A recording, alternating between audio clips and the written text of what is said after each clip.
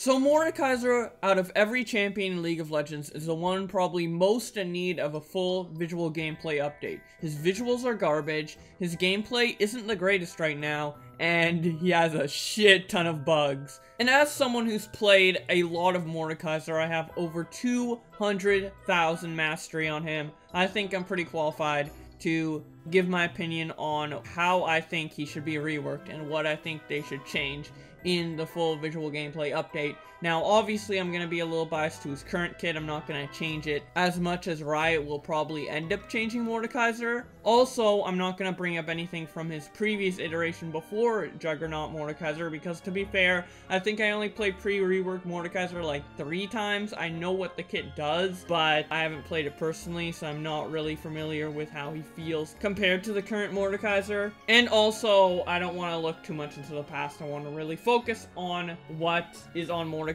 right now. But without further ado, let's get right into the kit. So the biggest problem, in my opinion, with Mordekaiser, and it comes from the fact that they wanted to make him a bot lane juggernaut initially when he was released, and then they later backtracked and added the ability to use W on minions, and all that changed, and now he's a top laner. But still, as a top laner, I feel like you are too reliant on Team CC. Now, I think Mordekaiser should be reliant on Team CC to an extent. He shouldn't have too much CC, especially not hard CC, because of how his kit's designed, where he's a low CC, low mobility, melee burst champion. I think that identity is super unique and should stay on Mordekaiser, but it puts him in the position where if your team isn't playing a lot of heavy CC champions, like if you don't have a Blitzcrank on your team, if you don't have a Sejuani or a Zac on your team, it's really hard to win as Mordekaiser. You can win your lane, but when you roam and get into fights, you are basically completely useless unless the enemy just runs into you AFK, right click on enemy fountain type shit. I think it'd be very beneficial to change his passive. I'm gonna talk about his current passive in a bit on a different ability, but his new passive is a slow with a cooldown that procs on your next ability or basic attack. So you'll be able to use it probably once in a fight, or maybe twice if it's a very extended skirmish. So it's not going to be super consistent slow, but it'll be just enough to where you're actually able to pick people off. Like, the most annoying thing on Mordekaiser is when I catch someone out and then they just run away before I can kill them. Since he has no CC and has no mobility, and he relies solely on damage, it's really your job to just burst them down right away. But you still have to do 3 auto attacks and do the damage over time with W. So it's not really super bursty unless you're late game with like full AP. I do think this passive will still keep his identity of being super low CC, super low mobility, but it will give him just that little buff to help him out, to make him less reliant on actual Team CC. Another ability that is very reliant on his team is his W. Now, his W isn't as team reliant as it was before, but you still have to rely on a minion wave, and it still has like that design of having to be attached to an ally, and I just want to take this ability and make it more focused on Mordekaiser himself. So what I am changing with this ability is that it will go back to being an ability just for Mordekaiser. You don't have to link it up to another ally anymore. You don't have to touch circles with another ally to make the damage go off. It's just going to be the current damage it does now. Over time, press W, it just plops onto Mordekaiser like it did before, and you just do damage over time. And obviously, because of that, the movement speed buff that you get moving towards marked allies will be removed, but to kind of compensate, you're going to have the slow on the previously mentioned passive, so it's not going to be a huge loss, but it is something to note. Now, here's the fun part. If Mordekaiser touches an ally champion or ally minions with his W, that W will spread to the minions or the champions. So, if the W is touching an ally champion or an ally minion, they also get Mordekaiser's W. But if Mordekaiser stops touching them, they don't get the W. So it's kind of similar to how it is now, but you actually have to have the W touching the champion rather than the W's touching each other. So you have to be closer to your ally than you are now with the range. But the other cool thing about this is that it's not limited to just one champion. So if Mordekaiser presses his W and goes into a whole ally minion wave, it's going to expand to the entire wave, which seems a little OP, but obviously on minions the area of effect is going to be shrunk. So it'll just make the minion wave basically a death zone, which already currently happens on Mordekaiser anyways, so it's not like too much of a buff. And obviously it's not going to have as long range as before, so you can't really W harass under tower. You can't even put like a W onto a minion without the touch damage and then reactivate it to get the steal damage for a little bit of poke. You can't even do that anymore. So it's not super OP, but it will be pretty useful in team fights if you're all like clumped up for whatever region, which can be dangerous if you're against a Jarvan or an Orianna or a lot of champions. That could be dangerous, so there's still some counterplay to that. Now, let's get into the actual area of effect. So right now in Mordekaiser, at the end of the W channel, or if you decide to reactivate it, you can get a heal by being near enemy champions or enemy minions. And the heal is obviously greater if you're near enemy champions. Now this gives Mordekaiser a shit ton of mind game potential, because you can just get really low in a fight, have your W ready to be reactivated, then when the enemy thinks they're about to kill you, you just reactivate that W, get a shit ton of healing, and kick their ass.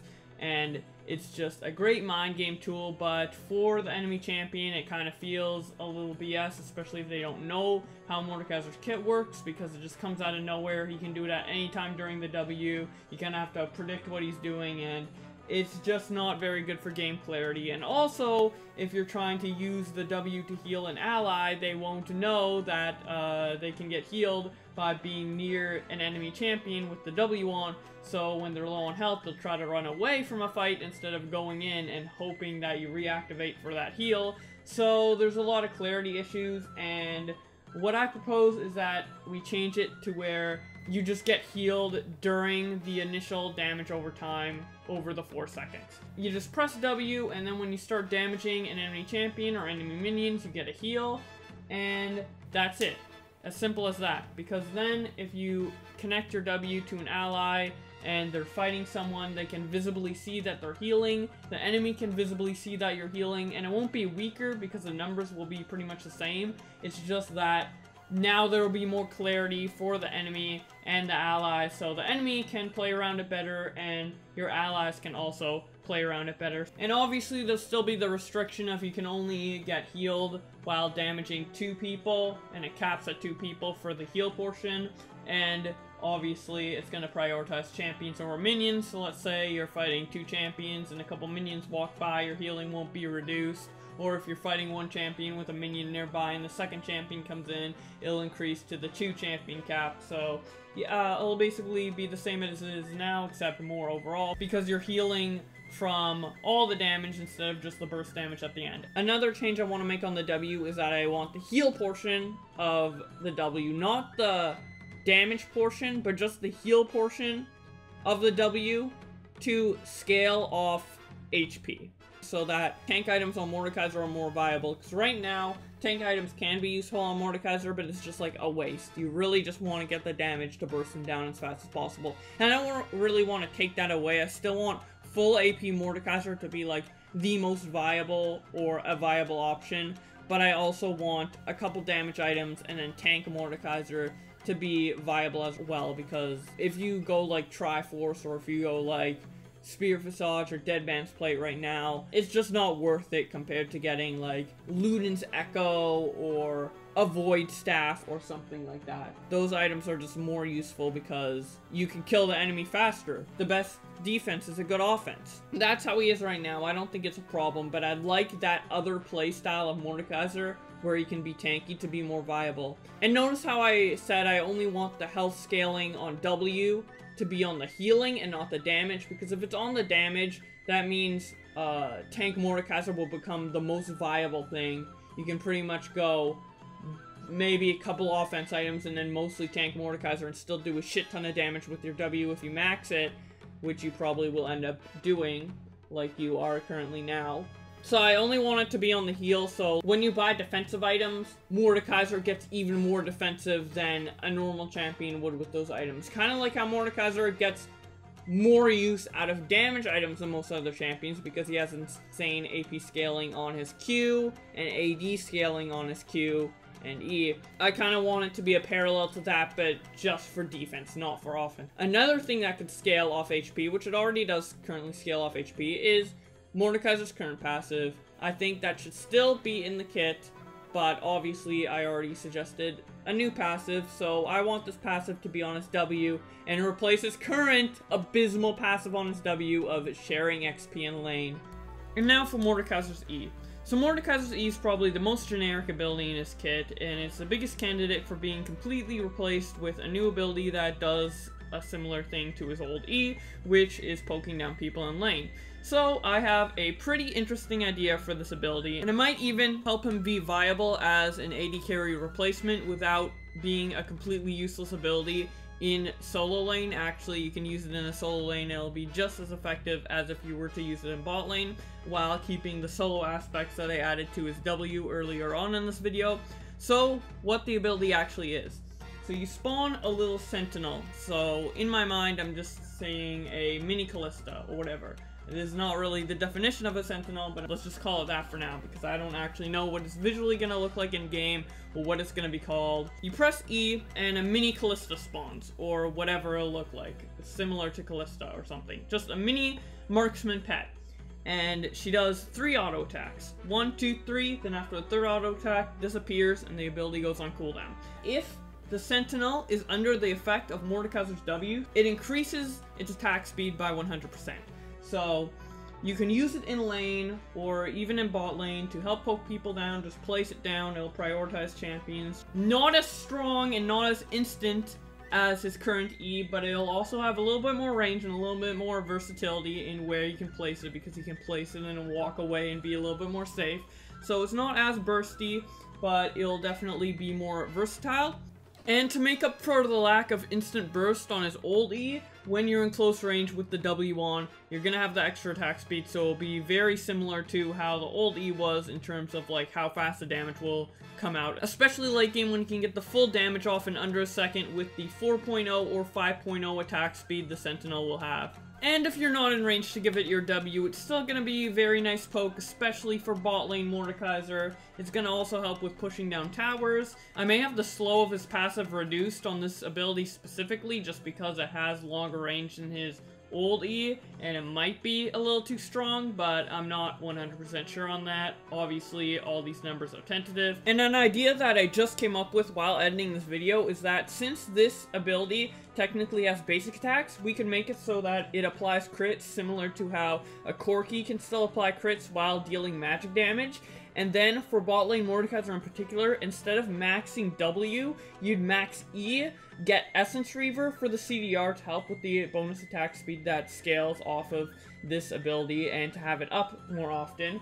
And then get Infinity Edge to get more CDR from Essence Reaver, and you'd have a unique build path and ability ranking path for bot lane Mordekaiser in particular, where he could succeed, and at the same time have this ability still work normally if you just build AP and maybe a little bit of AD in a solo lane. The way I designed this ability is that I'm trying to keep with the theme of Mordekaiser having all the utility possible in the game to do a lot of damage that isn't mobility based or isn't CC based. He has a lot of unique ways to outplay his opponents with his shield, his heals, his damage, his ghosts, and I think this just adds to the overall theme of having damage and non-CC, non-mobility utility to deal that damage and kind of cheat the game in a way.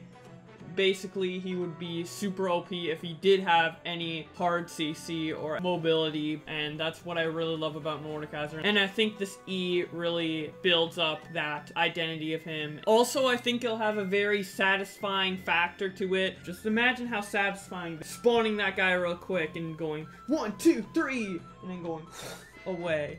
It's kind of like a mini version of the 1, 2, 3 bonk on his current Q. Speaking of his Q, it's gonna stay the exact same. That's why I skipped over Q when going from his passive to his W.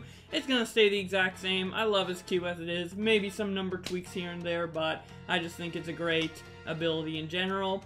And now we finally get to the ultimate, where I'm a little conflicted, to be honest, because Mordekaiser Ultimate, I feel, is the best part of its original kit, the most balanced, the most fun to play around, and the most unique. And I really don't want it to go away in a full visual gameplay update, and the only reasons I could see it being replaced is because of how hard it is to develop for. Kind of similar to Yorik's old ult, where it interacts with every champion and every skin in the game, so it probably takes a lot of work to upkeep, and it's the source of a lot of his current bugs.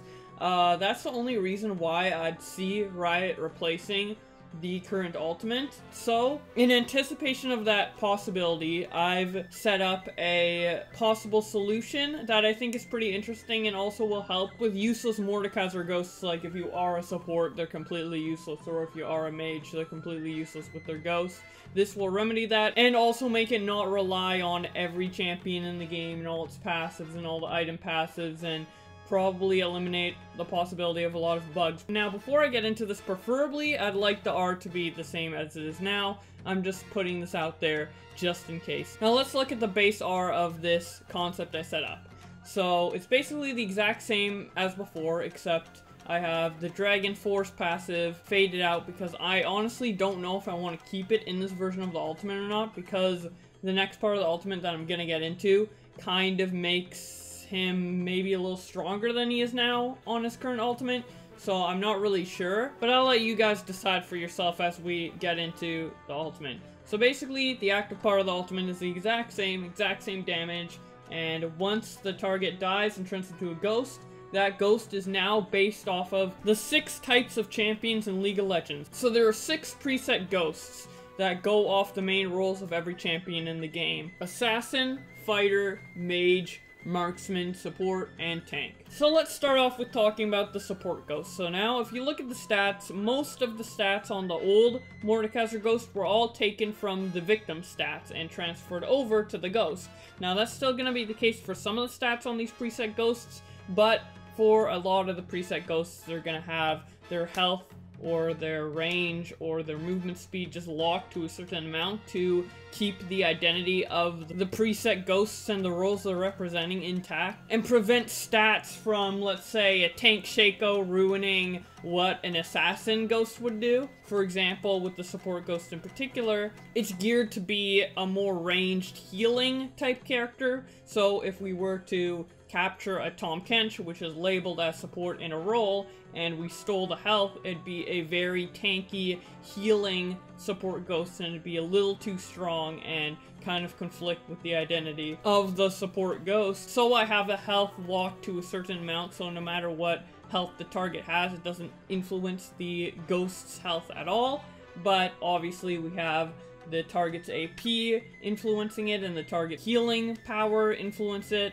The attack speed is still influenced by it, and obviously some of Mordekaiser's own stats are influencing the stats of the ghosts as well, so just keep that in mind going forward when you look at the stats.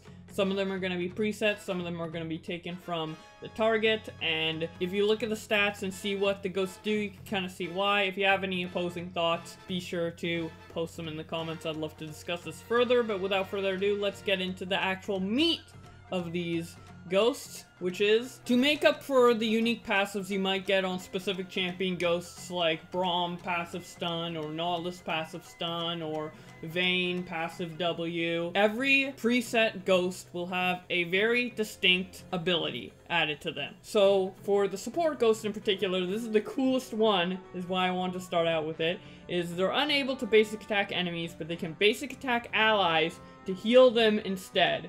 So now, instead of current Mordekaiser, where if you ult the support, it's completely useless, you can have the support constantly auto-attacking you in a fight, kind of like a pseudo-Soraka, and healing you up. Now, this may sound a bit OP, but the healing isn't really a lot. It's 100% of the target's AP, and then 25% of Mordekaiser's AP, which isn't a lot, and the attack speed is probably not going to be a lot either, because what support builds a lot of attack speed, am I right? So, next we have Assassin, and the Assassin one is pretty cool, because it will automatically make them melee character, so even if you're like Alta LeBlanc, it's still going to end up being melee. But this one is really cool, because they turn invisible while out of combat, not camouflaged, but invisible, so it can walk over people and they won't see them. Obviously, this can be changed to camouflage if it becomes too OP, but it's just the ghost 2 basic attacks, so I don't think it'll be that OP. And it gains bonus movement speed while out of combat, similar to Moby Boots. I actually took the stats exactly from Moby Boots. And then the next basic attack coming out of invisibility is a little critical strike. So it can be pretty good for executing people if they're trying to run away and you have an assassin ghost. You can just make them chase after them and do bump, 1 hit, critical strike, and they're dead. But what I really see this assassin ghost being used for is a ward. You can go and use it to scout out the area, and since it's invisible, no one will know that they're being seen, and it's a very powerful vision tool if you do end up ulting and killing an assassin. Obviously, it's not going to be that OP because there's still going to be a leash range, as you can see on screen, but I think it's a pretty useful utility tool to give to Mordekaiser if he ends up ulting and killing an assassin. For the fighter, it's probably the most generic out of the bunch. I just added the ability where every basic attack they get 10% extra AD and elusive stacking until out of combat, so basically OP version of Fervor of Battle. But as you can see on the stat page, the attack speed is fixed, so I fixed it to a Juggernaut attack speed. I actually took it straight from Darius, and you won't be able to add any more attack speed off of that because obviously it's not based off the target's attack speed, so it'll always be that slow attack speed. So it's not super OP, but if an enemy lets this fighter ghost attack for too long and doesn't bother to kill it, there will be consequences. So I think it's pretty balanced, I think it's pretty cool, and it really embodies what a fighter does. Now the mage one is pretty interesting because I was thinking, what does a mage really bring to the table that's pretty unique? Utility mages bring a decent amount of CC, you know? You're gonna have some Talia pushing, you're gonna have Victor W or whatever. So what I added to this is that every basic attack acts kind of like an Udyr E, where you basic attack them and it stuns them, and the same effect can occur for several more seconds. So there's a per enemy cooldown, and basic attacks just stun them. And yeah, it's gonna be good for catching people out and securing them down, and it's just a nice little added bonus. That's what I'm trying to add to all these. Nothing super OP, but just a nice added bonus to help emphasize the utility that these ghosts can bring, because right now I feel like the ghosts are pretty cool, but they're a bit underwhelming, so this is a great way to eliminate all the bug problems. For the marksman one, it's largely, yeah, I kind of want it to do the same things as it does now. So if you get a marksman and they're pretty fed, you get the reward of having an extra marksman on your team, and it's super, super, super potent. So I'm just trying to replicate it on this marksman ghost and basically make it pretty much the same. Something that every ghost can do on current Mordekaiser, I've taken away on every other ghost except for marksman, which is critically strike. On the other ghosts, I've made it so they can't critically strike at all. But with marksman ghosts, they can. Right now, every ghost doesn't benefit from the target's items at all. The target only determines what type of ghost they'll be, and some of their stats carry over to the ghost, as you've seen in the statistics so far with all the other ghosts. Those are the only two things that determine how the ghost is. But with marksman in particular, I thought it'd be cool to add the ability to carry over their guardian angel. This may be a little too OP, obviously I don't know, but I just thought it was a cool little thing that I could add. And now for the tank ghost. So I doubled down on the idea of using this tank ghost as a way to absorb tower damage and get a bigger minion wave and help take down towers. So I added the ability onto this tank ghost where it takes 50% reduced damage against turrets. Again, this number may be a little too high and it may need to be adjusted, but yeah, just to emphasize the tanking ability. And my goal for all these ghosts overall is just to really highlight and focus in on the utility of every role in League of Legends and try to make a simple basic attacking pet that embodies every role of the game for Mordekaiser. So yeah, that's my little solution for the Mordekaiser R. Obviously I'd like it to be how it is currently, but if they were to change the Mordekaiser alt for bug reasons or just to spice it up a bit, I do think this is a very good solution. But yeah, that's basically it for my whole Mordekaiser kit concept. Out of everything I suggested, I really want the W and E changes to actually happen in the rework, although obviously it's extremely unlikely. Maybe the W is a bit more likely since it's just an altered version of the current W, but obviously I don't expect any of this to actually be present in the rework. It's just my opinion. I just wanted to share it with you guys because I'm a Mordekaiser main. I've been thinking about this a lot since it's a rework that has been confirmed to happen for a long time of one of my favorite champions, and I've just been thinking, how could they possibly rework this champion? What could be done and what would it look like? If you guys have any of your opinions on how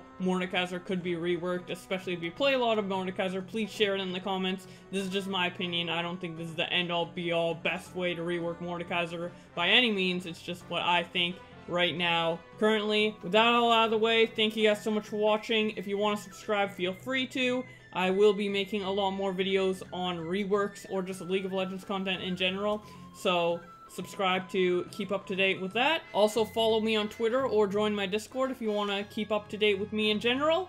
Thank you guys so much for watching, and I'll see you guys in the next video. Bye!